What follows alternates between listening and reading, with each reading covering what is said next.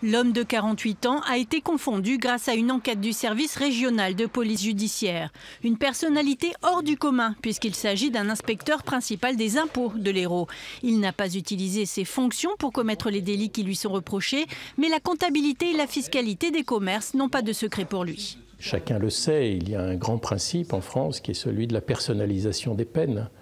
Et on tient compte de la personnalité, du contexte dans lequel une infraction a été commise. Il va de soi que lorsque c'est quelqu'un de particulièrement averti en la matière, ça n'a pas la même connotation, même si le délit en lui-même est bien évidemment le même. L'homme et son épouse ont repris ce commerce à Montpellier il y a quelques mois. Des paquets de cigarettes provenant d'Europe de l'Est y transitaient.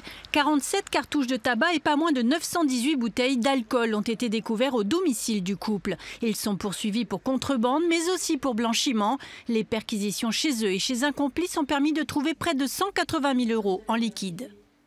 Il n'y a rien qui interdise de conserver des recettes chez soi.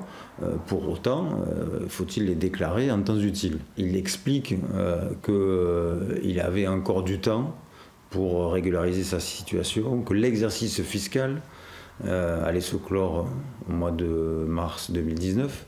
Et donc il explique que si on peut faire de la prospective sur ses intentions, rien ne permet d'affirmer qu'il n'allait pas régulariser la situation dans les 3 mois qui lui restaient. Le fonctionnaire reconnaît qu'il y ait pu y avoir de la contrebande à petite échelle, du travail dissimulé aussi, mais réfute les accusations de fraude fiscale. Son avocat doit plaider ce mercredi pour sa remise en liberté.